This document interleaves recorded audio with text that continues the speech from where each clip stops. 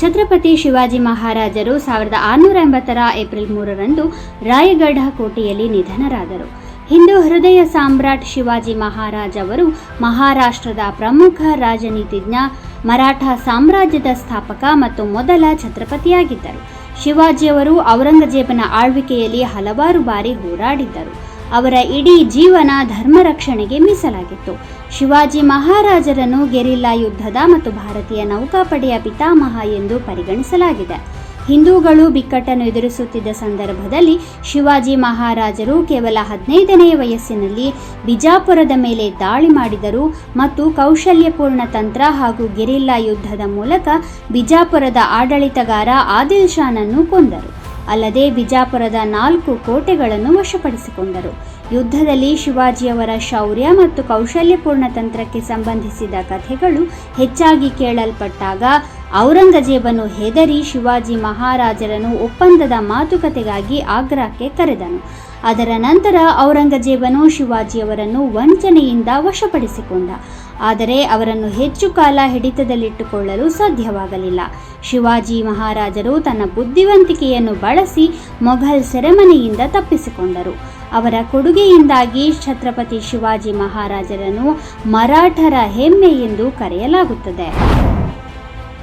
1914ರ April 3ರಂದು Sam Bahadur ಎಂದು ಕರೆಯಲ್ಪಡುವ Sam Manik Shah ಪಂಜಾಬ್ನ ಅಮೃತಸರದಲ್ಲಿ ಜನಿಸಿದರು. 1973ರ ಜನವರಿ 1ರಂದು ಜನರಲ್ ಸ್ಯಾಮ್ ಮಾಣಿಕ್ ಶಾ ಅವರನ್ನು ದೇಶದ ಮೊದಲ ಫೀಲ್ಡ್ ಮಾರ್ಷಲ್ ಆಗಿ ನೇಮಿಸಲಾಯಿತು. ಅವರ ನಾಯಕತ್ವದಲ್ಲಿ ಭಾರತವು 1971ರ ಯುದ್ಧದಲ್ಲಿ ಪಾಕಿಸ್ತಾನವನ್ನು ಸೋಲಿಸಿತು. 1971ರ ಡಿಸೆಂಬರ್ 3ರಂದು ಪಾಕಿಸ್ತಾನಿ ಸೇನೆಯು ಭಾರತದ ಮೇಲೆ ದಾಳಿ ಮಾಡಿತ್ತು.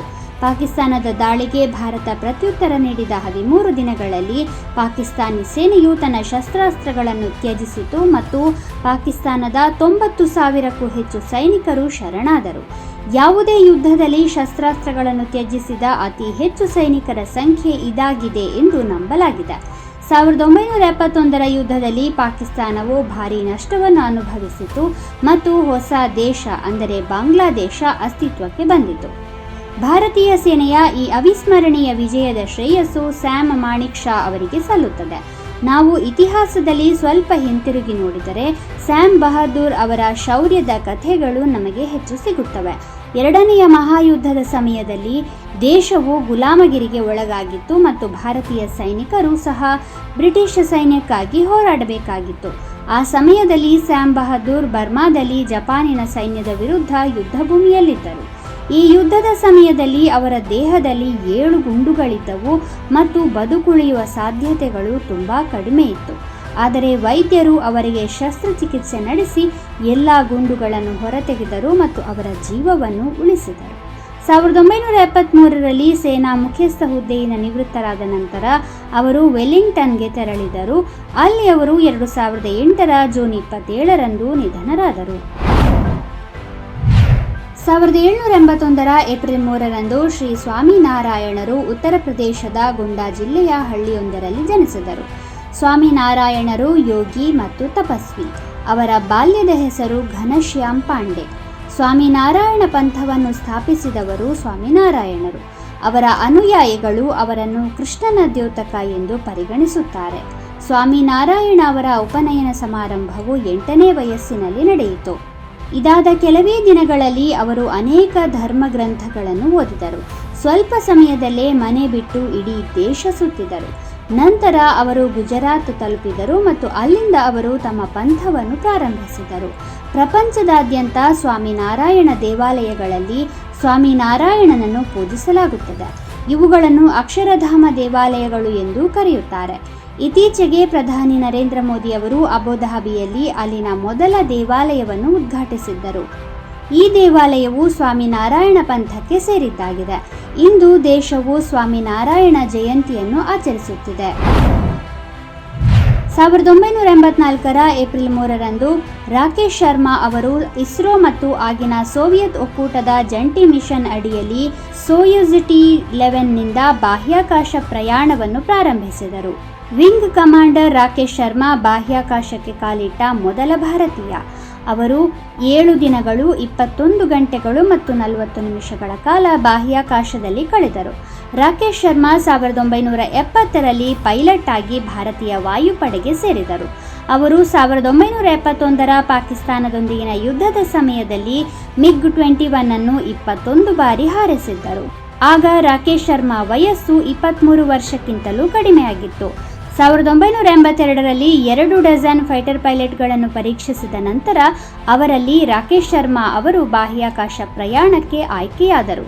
ಜಂಟಿ ಕಾನ್ಫರೆನ್ಸ್ ಮೂಲಕ ಬಾಹ್ಯಾಕಾಶದಲ್ಲಿದ್ದ ಸೋಯುಜ್ T-11ನ ಸಿಬ್ಬಂದಿಯ ಜೊತೆ ಮಾತುಕತೆ ನಡೆಸಲಾಯಿತು. ಆ ಸಮಯದಲ್ಲಿ ಅಂದಿನ ಪ್ರಧಾನಿ ಇಂದಿರಾ ಗಾಂಧಿ ಅವರು ರಾಕೇಶ್ ಶರ್ಮಾ ಅವರನ್ನು ಭಾರತವು ಬಾಹ್ಯಾಕಾಶದಿಂದ ಹೇಗೆ ಕಾಣುತ್ತದೆ ಎಂದು ಕೇಳಿದಾಗ ಅವರು ಹಿಂದಿಯಲ್ಲಿ ಸಾರೆ ಜಹಾನ್ ಸೆ ಅಚ್ಚಾ ಎಂದು ಉತ್ತರಿಸಿದ್ದರು. ರಾಕೇಶ್ ಶರ್ಮಾ ಅವರು ಸೋವಿಯತ್ ಒಕ್ಕೂಟದ ಹೀರೋ ಪ್ರಶಸ್ತಿಯನ್ನು ಪಡೆದ ಮೊದಲ ಭಾರತೀಯರಾಗಿದ್ದಾರೆ. ಇದರೊಂದಿಗೆ ಅವರಿಗೆ ಅಶೋಕ ಚಕ್ರವನ್ನು ನೀಡಿ ಗೌರವಿಸಲಾಗಿದೆ. 1968ರ ಏಪ್ರಿಲ್ 3ರಂದು ಮಾರ್ಟಿನ್ ಲೂಥರ್ ಕಿಂಗ್ ಜೂನಿಯರ್ ಅವರು ತಮ್ಮ ಜೀವನದ ಕೊನೆಯ ಭಾಷಣವನ್ನು ಮಾಡಿದರು. ಕೊನೆಯದು ಯಾಕೆಂದರೆ ಅವರು ಮರುದಿನ ಅಂದರೆ 1968ರ ಏಪ್ರಿಲ್ 4ರಂದು ಕೊಲ್ಲಲ್ಪಟ್ಟರು. ಮಾರ್ಟಿನ್ ಲೂಥರ್ ಅವರ ಈ ಭಾಷಣದ ಶೀರ್ಷಿಕೆ "ನಾನು ಪರ್ವತದ ತುದಿಗೆ ಹೋಗಿದ್ದೆ" ಎಂಬುದಾಗಿತ್ತು. ಈ ಭಾಷಣದಲ್ಲಿ ಮುಂಬರುವ ದಿನಗಳು ಕಷ್ಟಕರ ಎಂದು ಕಿಂಗ್ ಹೇಳಿದ್ದರು. ಈ ಭಾಷಣದಲ್ಲಿ ಕಿಂಗ್ ಅವರು ದೇಶದ ಪ್ರಸ್ತುತ ಪರಿಸ್ಥಿತಿಯನ್ನು ಚರ್ಚಿಸಿದ್ದರು. ದೇಶದಲ್ಲಿ ಎಲ್ಲೆಡೆ ಅಶಾಂತಿ, ಗೊಂದಲವಿದೆ ಎಂದು ಹೇಳಿದ್ದರು. ಆದಾಗ್ಯೂ ನಕ್ಷತ್ರಗಳು ಕತ್ತಲೆಯಲ್ಲಿ ಮಾತ್ರ ಗೋಚರಿಸುತ್ತವೆ ಎಂದು ತನಗೆ ತಿಳಿದಿದೆ ಎಂದು ಕಿಂಗ್ ಹೇಳಿದರು.